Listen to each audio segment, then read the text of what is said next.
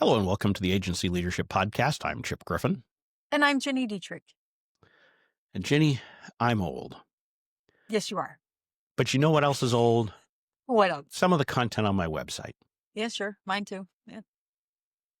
It's one of the perils of having been around for a while, Yes, indeed. both as a human and as a business. And so we have a lot of content out there on the website that maybe isn't as current as we'd like it to be.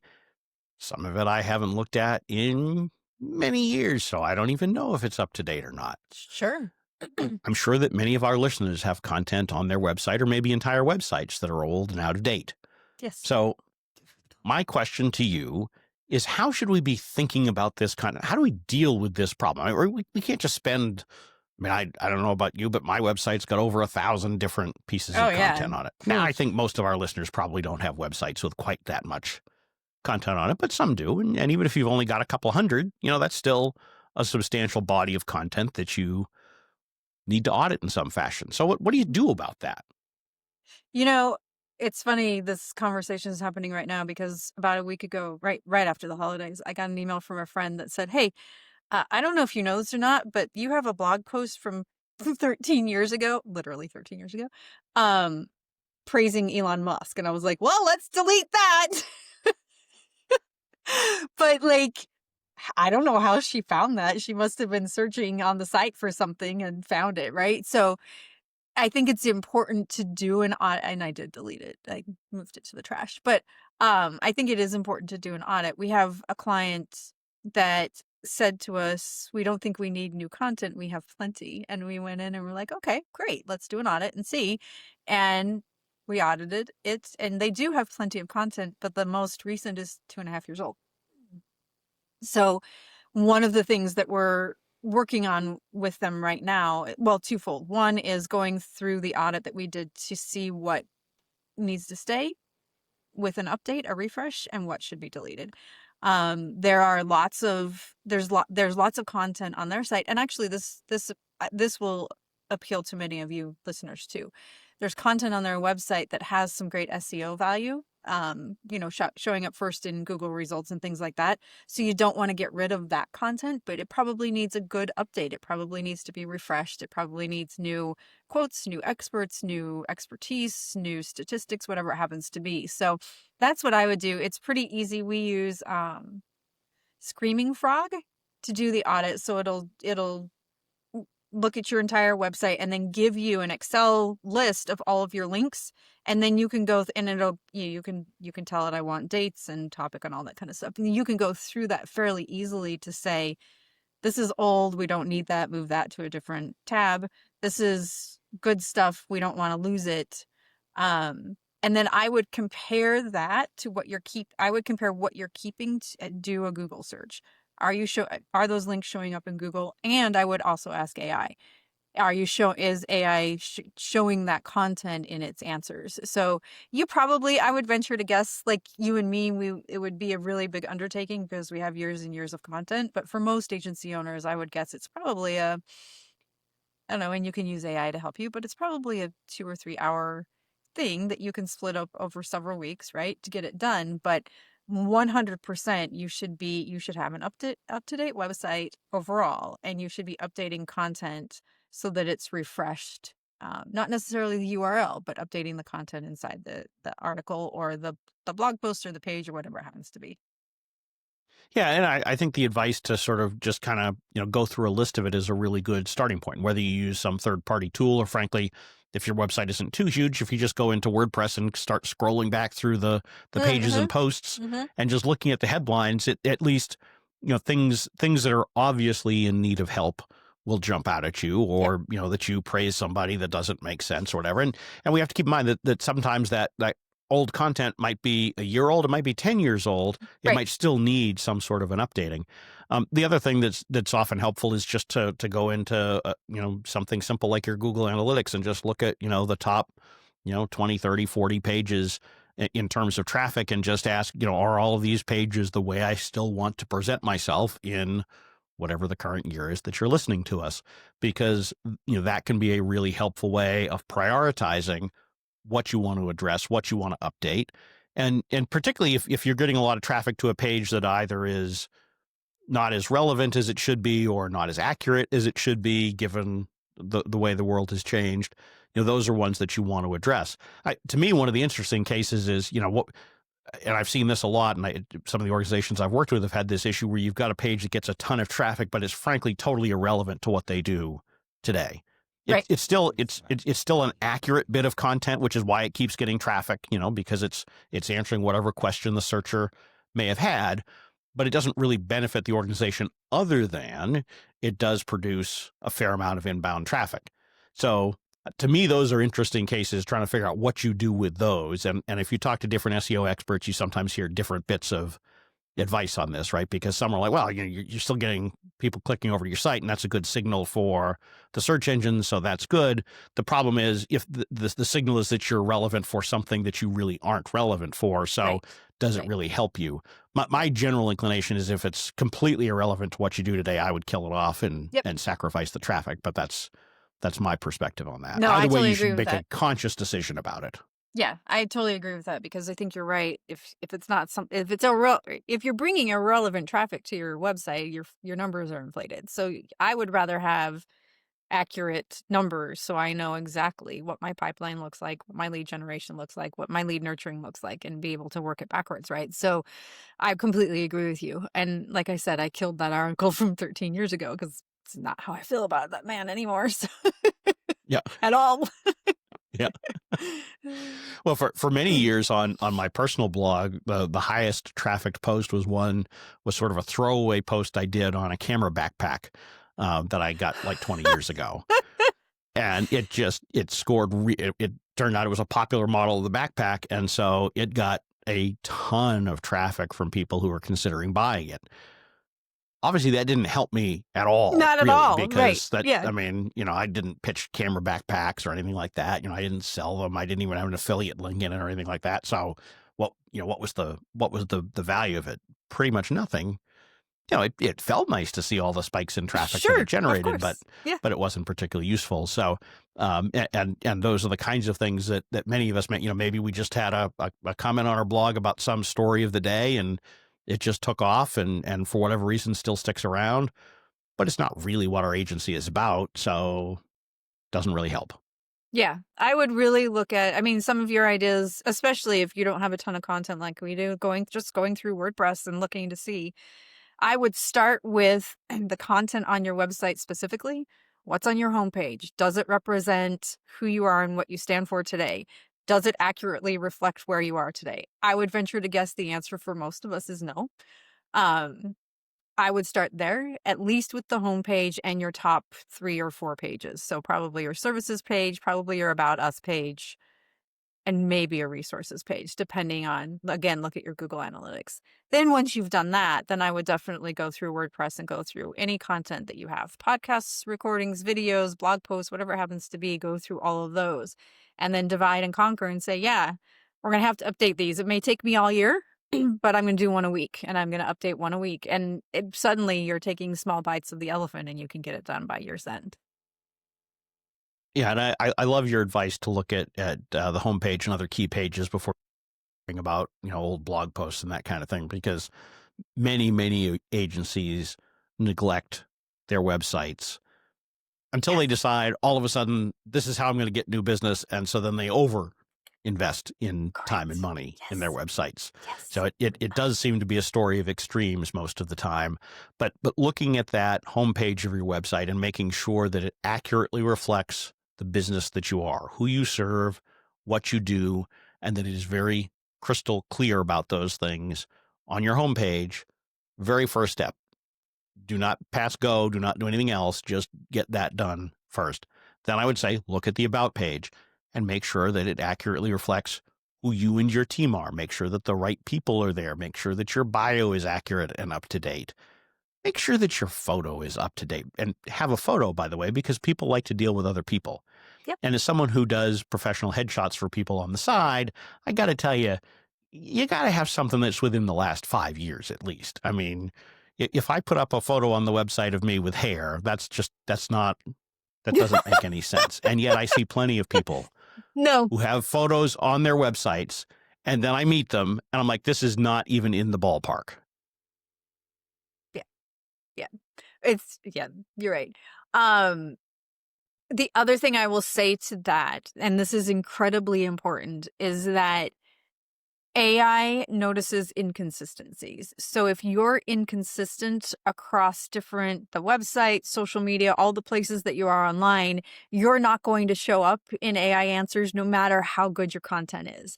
So when you're doing that audit, I would also audit your bio and your bio that's on the website compared to what it's on LinkedIn, compared to what it is on all the other social media platforms. If you have YouTube or a podcast platform, compare it to there. If you have a newsletter, compare it to there. Like, ensure that it is the exact same bio, not little changes based on the platform. I mean, you'll have to make it smaller for Twitter than you would for LinkedIn, right? But it has to be consistent, because if it's not, AI gets confused and doesn't know what to do. And so it just doesn't present you as an option. So as you're doing that audit, I would ensure that the your own bio, and then the bios of your key leadership or key team members are consistent across every platform on the internet, because that's incredibly important with AI today. Yes. At the same time, what I would say to you is AI and SEO are very important. More important are the humans who actually visit your Correct. website. Yes. And so there's lots of advice out there, including what we're talking about here, that will help you from an AI and SEO standpoint. However, it should never, ever, ever be at the expense of the actual user's No, experience. never. Right. And increasingly, I'm seeing websites that are being tailored for how they think that AI will be reading and indexing their sites. And so, for example, they shift almost entirely to a Q&A format, because AI, generally speaking, loves the Q&A format in order to stock the answers that it gives to people. However, that's not always the best user experience. Sometimes you need to present things in more of a compelling story-like way. And trust me, the AI will figure it out. That it may not be as great at it today. It may prefer the Q, but it's going to improve over time. And it's the same thing as for years, people would chase the latest algorithm change at Yep. Google. And Yep. that's fantastic until they change it in 3 months or 6 Right. months. Right. And so what are you going to do? Just keep updating your website? Well, if you're an SEO agency, you love that, right? Because you can just tell the clients, well, the latest version, now you got to do this. So you remember all that work we did in January? It's Gotta June do it now. We're going to again. redo all of that for you. Right. I mean, it's a great full employment act for SEO experts. However, it is not generally a good user experience, nor, frankly, a particularly good use of resources. So first and foremost, focus on the end user's experience, and only after that think about, okay, are there tweaks or additions I could make in order to help the search engines or the AI spiders or that kind of thing? Yeah, I think the point you make about how Google updates its algorithm like real often, and then you are trying to keep up is ludicrous, but it's something that we've always been aware of. And I think the strategy has not changed. If you always produce, not just write, but create content that's compelling to a human, the algorithms Yep. and the AI are going to love it. So that doesn't matter. Are there things you can do to help an AI find you? Sure. You can do Q&As, you can do that. But we do that stuff, and this is going to get techie, but we do that stuff on no follow sites, so it doesn't show up in Google. It doesn't show up in our navigation. It's only there for the AI bots, right? So there are things that you can do for sure. But if you always put the human beings first, it's going to work no matter what happens with AI and no matter what happens with the algorithms. Google came out, gosh, several years ago now, and said, if you're focused on expertise, experience, authority, and trust, those are how that's how we're floating stuff to the top. So I think that's really good advice, because that is always going to A, make your content different, and B, make it valuable to humans. So if you're always demonstrating your expertise that nobody else has and your experience that nobody else has, that will build authority and trust in both places.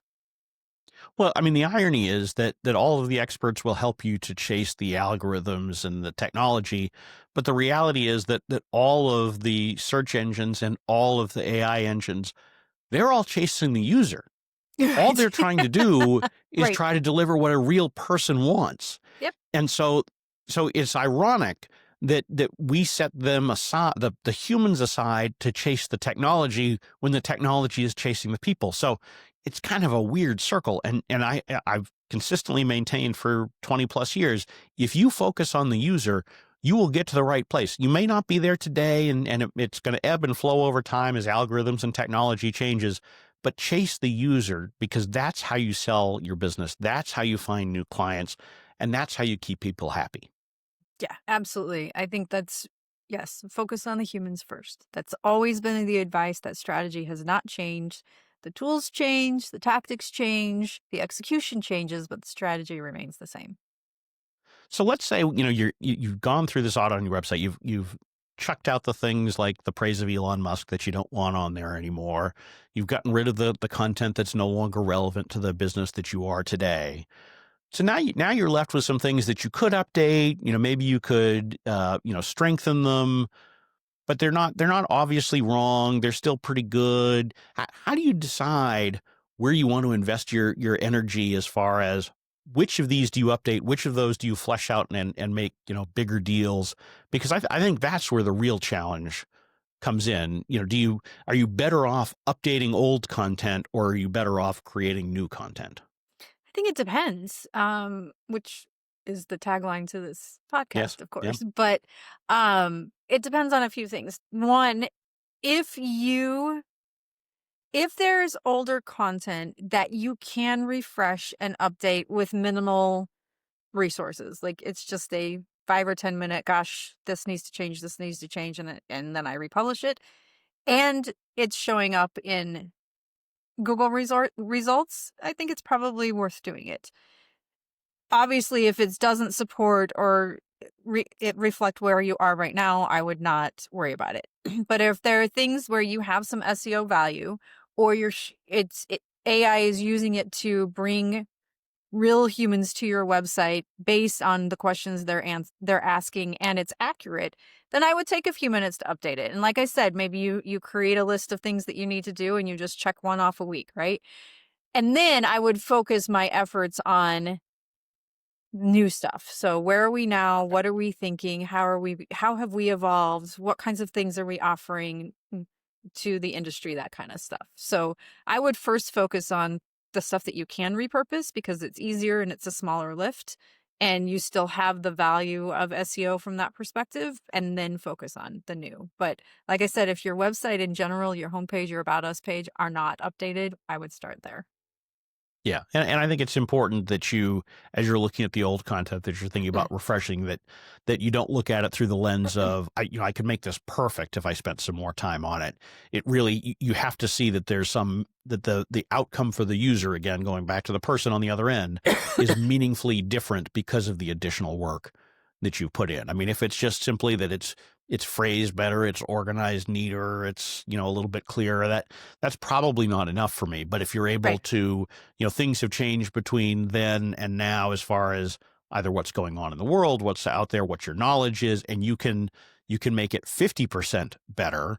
Okay, now you're talking about something that may be worth the investment of time and energy. But if you're just, kind of polishing, that Yeah. generally isn't going to pay off for Totally you. agree with that. Yep, totally agree. Yeah, if it's new, like if your thinking has evolved and it supports that, and you just need to polish that piece, or like we're constantly evolving the peso model, and so I'm always looking at that content to say, oh gosh, that doesn't represent where it is anymore. Right. Do I want to put a date on this or a year in the content, so that anybody who visits it understands that this is 3 years old?